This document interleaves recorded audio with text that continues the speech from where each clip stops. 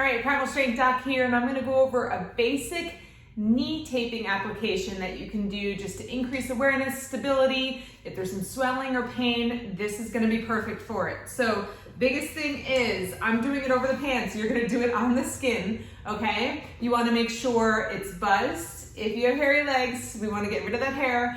And also no oils or lotion. So we want nice, dry, not sweaty, so dry as can be, skin, because that will help the application last longer.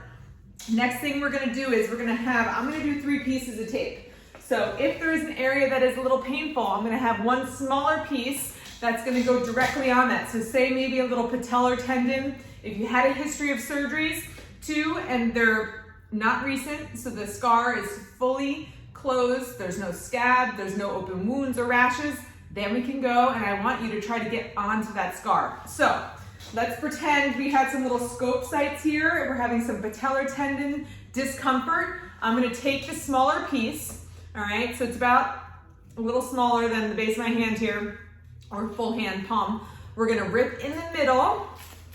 So now we can pull back and you have a handle with the 2 little pieces, all right? So now I have this as a handle. You're gonna put about 50% stretch right over that area and then lay the tape down. All right, the reason I put this on first is because I need to have skin surface area for the tape to stick. We want the tape ending on skin, not on tape. So, all right, I have this first piece on.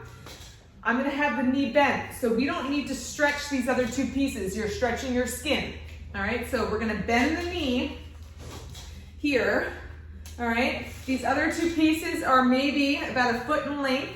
All right, we wanna make sure we're just coming around the knee. So I'm gonna bend the knee.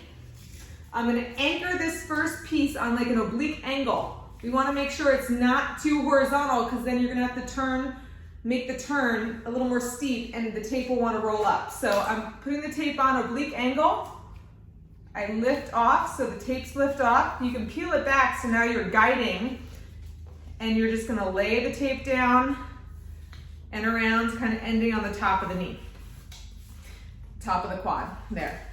Second piece, you can cut these 2 pieces. Make sure one's maybe a little longer than the other, so when it comes down, it actually ends on skin and not on that other piece. So once again, I rip back a little piece here, all right?